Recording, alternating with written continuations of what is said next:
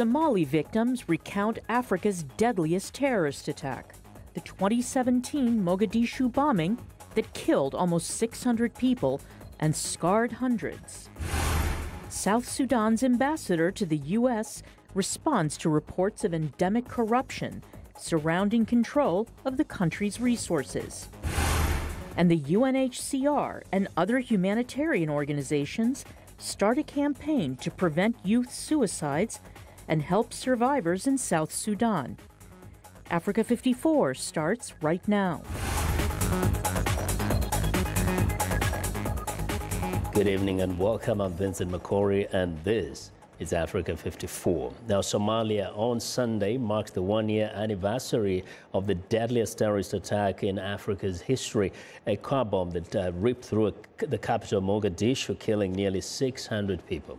No one claimed responsibility for the bombing, but it had the hallmarks of the terrorist group Al-Shabaab. As Mohammed Sheikh Noor reports from Mogadishu, some victims are still suffering from the effects of that blast.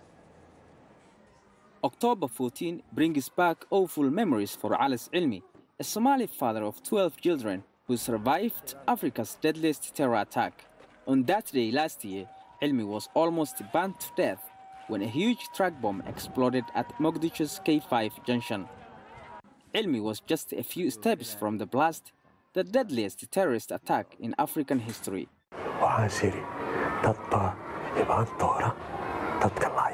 I said to myself, killers will come, so run away from the scene before they come for you.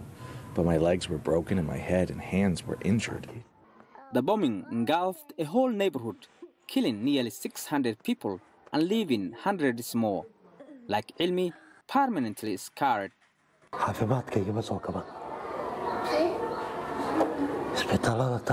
My biggest worry is that the hospitals in the country can't do much to treat me. Shrapnel is lodged in my throat. It's what's blocking my voice. Freelance Somali cameraman Al Nursiat was on assignment for VOA when he was killed in the attack. Other victims were left with psychological wounds. I was taken to Turkey for treatment, but the attack left a major impact on my mental health. On Sunday, Somalis gathered at the site of the attack for the one-year anniversary to honor the victims, paying respects with a minute of silence. Somalia's Prime Minister Hassan Ali Khairi told the crowd the tragedy has brought the country closer together.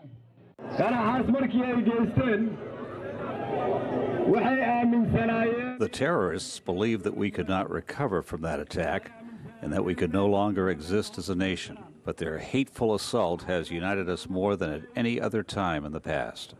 The memorial coincided with the execution of one of the men accused of planning the bombing. Authorities blamed the Al-Shabaab terrorist group, though it never claimed responsibility. 1 year after this shocking crime, Al-Shabaab continues to launch regular attacks in Somalia. Every time they do, Somalis pick up the pieces and do their best to rebuild. Mohammed Sheikh Noor for VOA News, Mogadishu. Well, a recent investigative report alleges there is massive and endemic corruption in South Sudan. A report by the Washington-based Enough Project also says competitive corruption surrounding control of resources, particularly among military actors, has been a defining feature of South Sudan's system. Now, corruption has now shifted from being an integrated and self-sustaining system during the country's very brief economic boom period to being a disintegrative and self-destructive system in the wake of economic collapse. And a United Nations report now directly links the government as well as the opposition to serious violations and abuses of international human rights law and violations of international humanitarian law. It says the pro-Riek Machar Sudan People's Liberation Army in opposition and the government, Sudan People's Liberation Army, have committed atrocities against civilians in the states of Budwe and Tambura in western Equatoria between April and August 2018.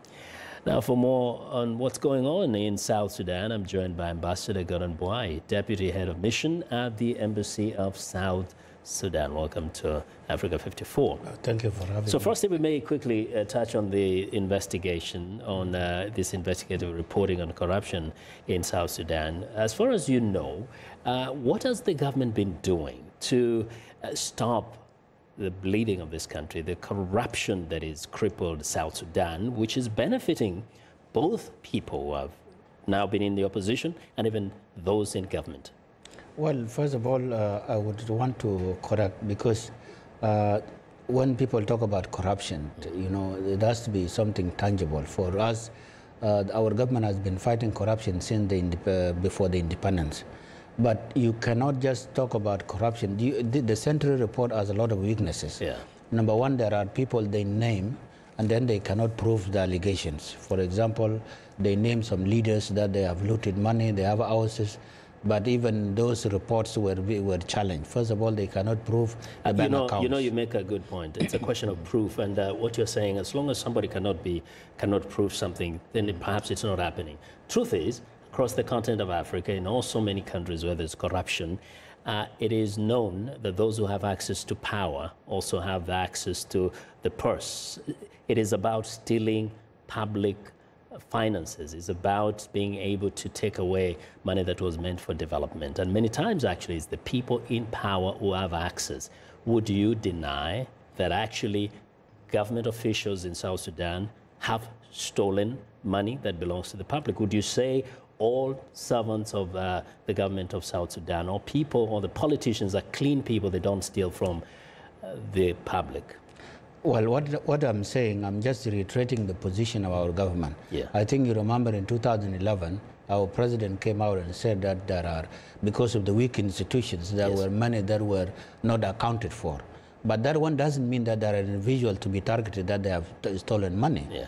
You know, before even we became independent, after now, we have very weak institutions. Yes. So we don't even, if you look at the states, there are states where people are being paid in cash because there are no banking system. Yes. Our banking system is the Kenyan banks, and then they are not in everywhere. You will find them in Juba.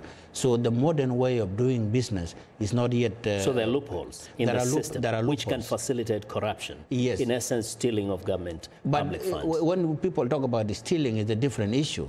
Because when you said about the stealing, it means that somebody taking a large chunk of money for his private use. That one has to be proven. There is evidence that money has been taken, in fact, sometimes directly from South Sudan to banks in Kenya and Uganda. Money has been invested in houses in Uganda, in Kenya, in Ethiopia, and many times by very high-ranking officials in the government and even men who are in the opposition. That's known. Some of these people, we know where they live. People know exactly where they live. Okay, now when I think I will not talk on behalf of KCB, the Kenyan banks, because they can talk for themselves if there is something like that. But if it comes to properties, okay, who are the people with properties? If you look at the Inner Project report, last time they reported that Riek Machar has a house in Kenya. It happened that Riek Machar didn't have a house, he was only renting, which in that information is wrong. They also allege that our president has a house. Our president doesn't have a house in Kenya. He was also renting from somebody. So the problem with that, okay, there are two ways of proving corruption. Either you prove it in the bank accounts, in which in that case, if it is a report from KCB, it would make sense, or the properties within Kenya. And Kenya is very transparent. But nevertheless, you can acknowledge there is corruption in government, and there are government officials who have been known to take money that didn't belong to them.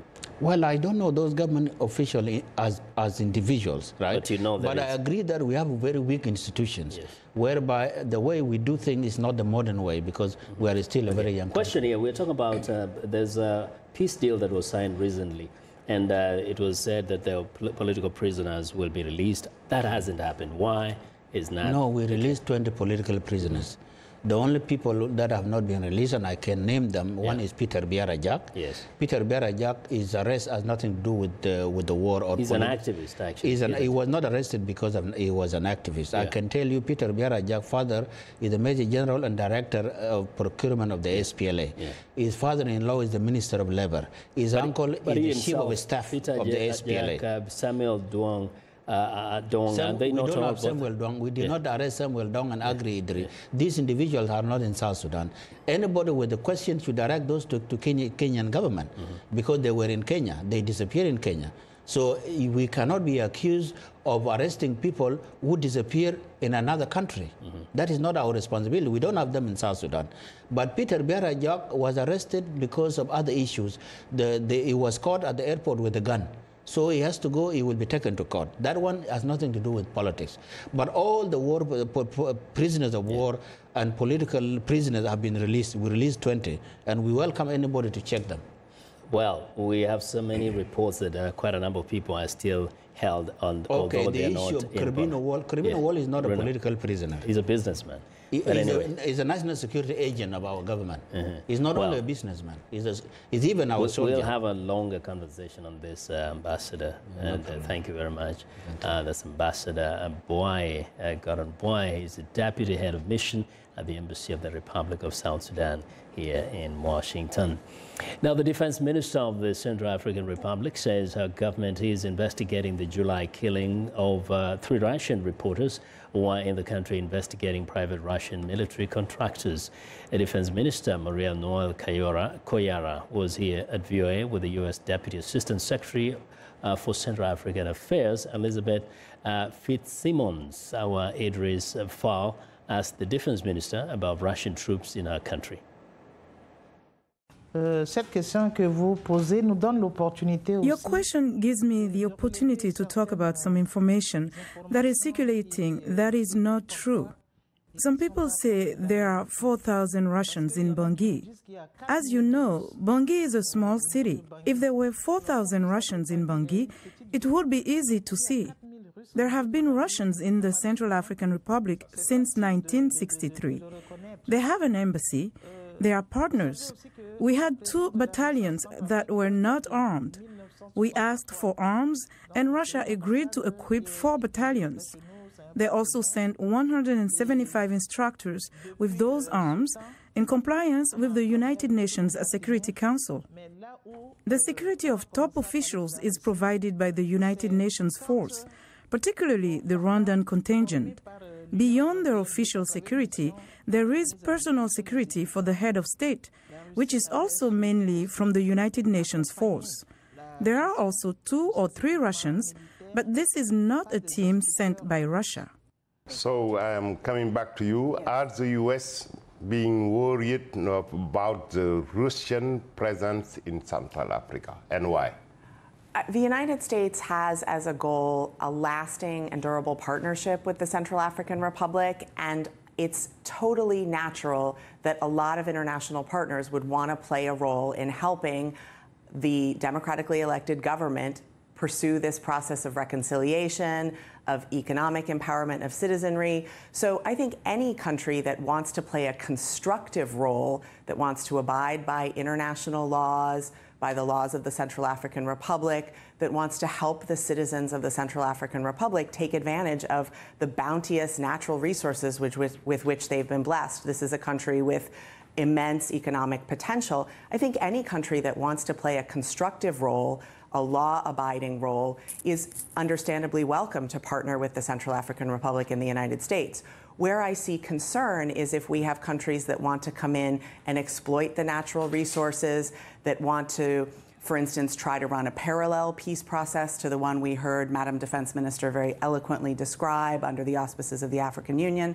If those partners are not going to be constructive, they aren't going to be true partners, potentially they're going to exploit the resources and continue divisions. So I think there's no question that any country that wants to play that role isn't welcome because they aren't going to be constructive. They aren't going to create the future that is possible for the people of the Central African Republic. Well, Defense Minister Koyara says she's looking for U.S. assistance to better track what armed groups are operating in the Central African Republic. Abuse Idris Fall asked about Russia. Are there Russian mercenaries in the Central African Republic? From the armed groups who come to our country, some say there are mercenaries in those groups. We need to have the ability to follow and identify who are those people coming to destroy our country. It is very important for us. As a country that has been through a grave crisis and is trying to rebuild, We do not have the ability to control all of what is going on in our territory. It is hard for us to know who is a mercenary and who is not. So we are asking for help. Well, that was the Defense Minister of the Central African Republic, Marie-Noëlle Koyara, here the Voice of America with U.S. Deputy Assistant Secretary for Central African Affairs, Elizabeth Fitzsimmons, speaking to VOA's Idrissa Fall. Well, we want to know what you think about Africa 54 and the stories we cover. Join the conversation on Facebook. The address is Africa 54. We're also streaming our show live on Facebook, so check us out and share our show with your friends. Find me on Twitter at VOA Vince McCory. Still ahead on Africa 54, combating youth suicide and helping survivors in South Sudan. But first, a look at Thursday's headlines.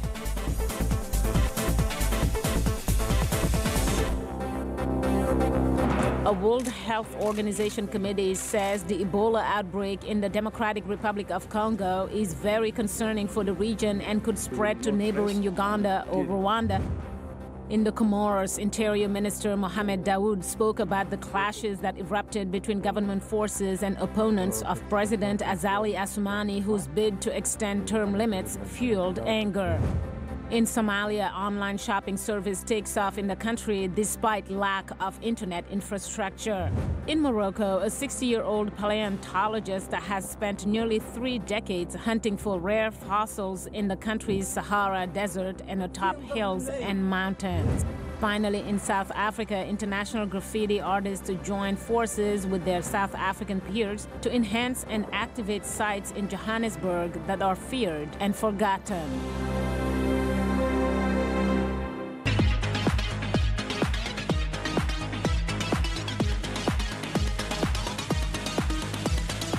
It's time for Health Report, and joining us now is Africa 54 Health correspondent Lino Madua with some news on a widely performed operation. Lino. That's right. Doctors warn that worldwide cesarean section use has nearly doubled in 2 decades and has reached alarming proportions in some countries.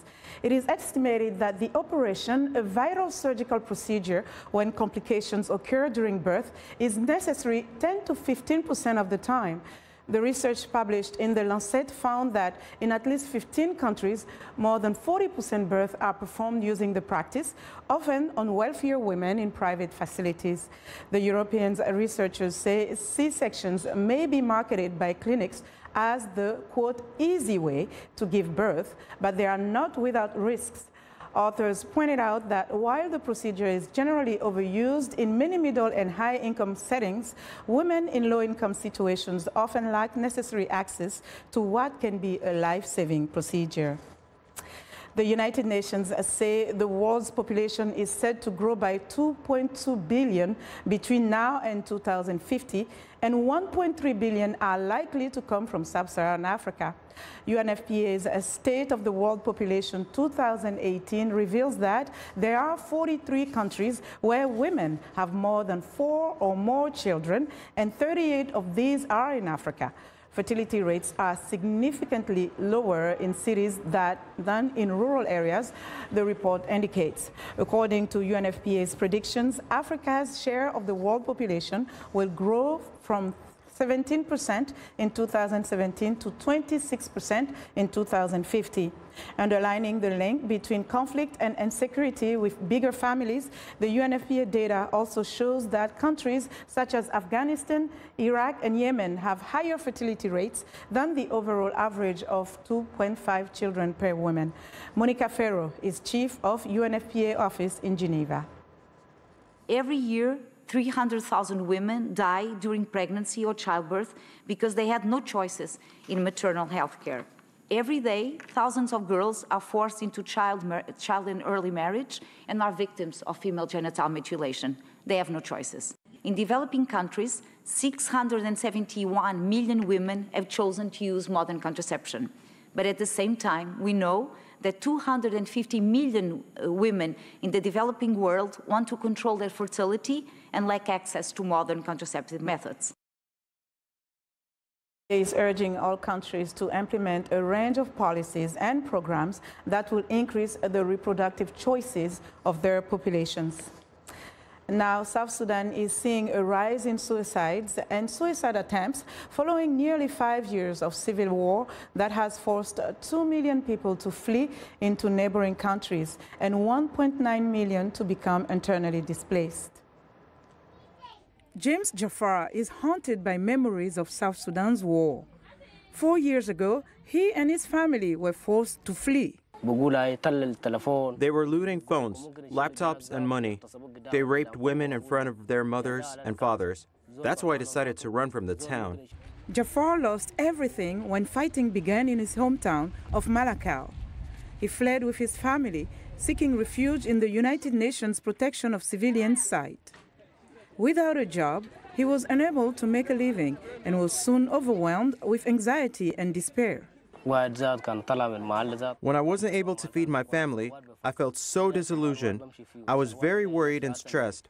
I would come home drunk and quarrel with my wife. It's difficult to survive in the camp.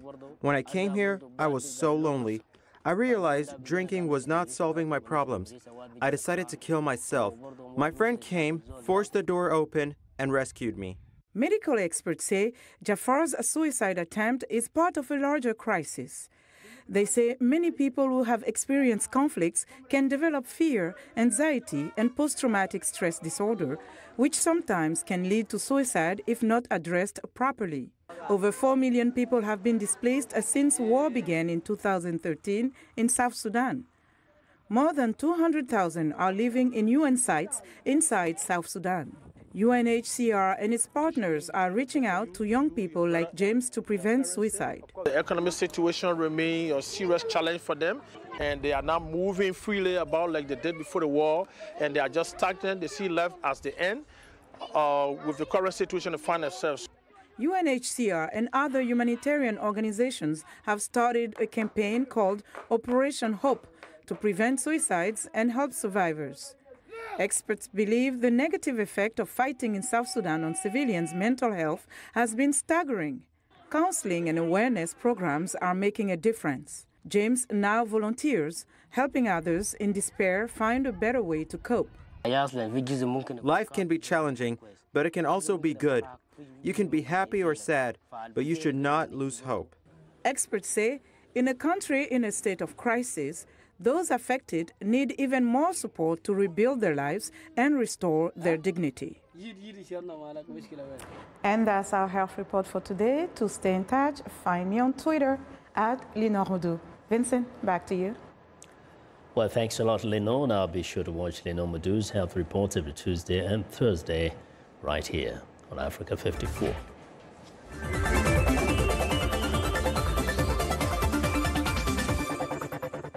Well, Demo Africa is one of the flagship initiatives of Lancet Africa, a public-private alliance aimed at enhancing and deepening the startup and innovation ecosystems of targeted, fast-growing African economies. Over 30 Demo Africa winners have ventured onto Silicon Valley through the Lancet Africa Innovation Tour to partake in deep knowledge exchanges and engage in the global innovation ecosystem. This week, those young African techpreneurs and innovators are meeting in Morocco. VOA's Jackson Vunganye is there and now joins me by phone from Casablanca. Jackson, hi.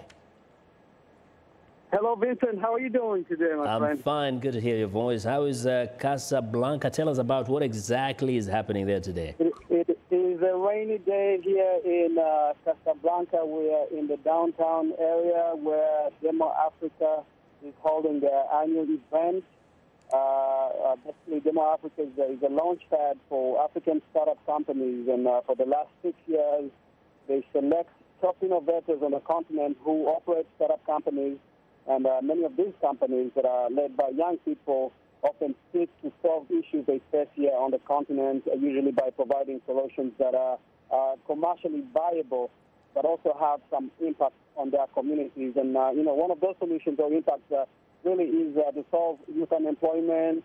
Some also seek to solve healthcare challenges and many others on the continent. Mm-hmm. And how representative is that conference when you look around? I can't hear you. Can you ask that question again? Yes, I'm saying how representative is it? Are you seeing people from across the continent, or is that bringing people from just specific countries? Yes, so what it does, Demo Africa, for during the course of the year, they select 30 top innovative startup companies from around the continent. Many of these selected startups represent Africa's young generation of top innovators from Kenya, from Uganda, from Rwanda, from here in Morocco, and they're basically brought to Demo Africa. This year in Casablanca, last year was in Johannesburg, South Africa. Basically what they do is to showcase the best of African ingenuity through technology and entrepreneurship, and of course social impact. They include startups like Hawker, which was started by a young lady from Tunisia. Her name is Khadija. And Khadija wants to build a compact electric car that is semi-autonomous. The car, she says, will help people with disabilities or with mobility. And they spend days. We've run out of time, Jackson. Well, that's it. Thank you very much, Jackson, for being there for us and reporting for us from Casablanca in Morocco.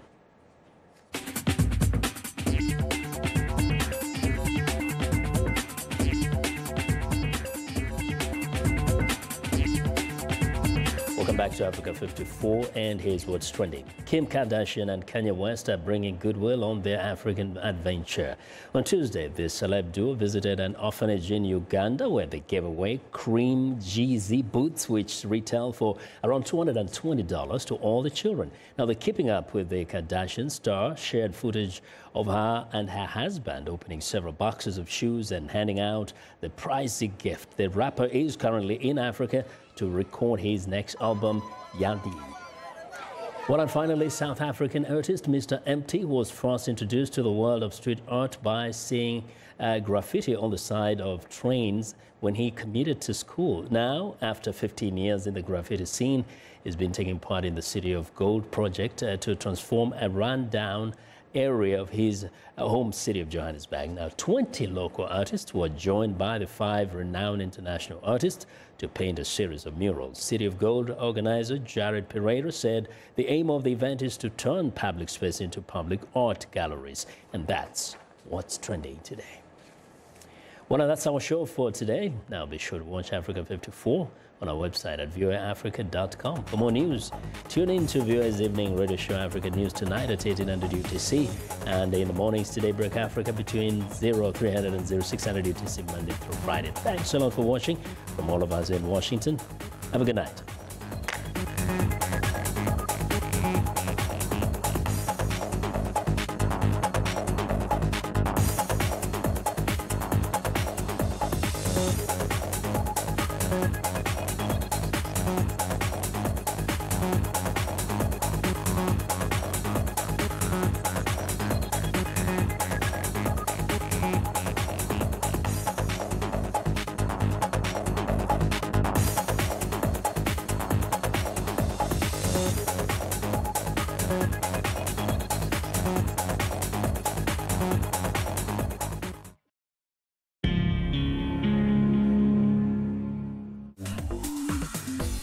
Welcome to English in a Minute.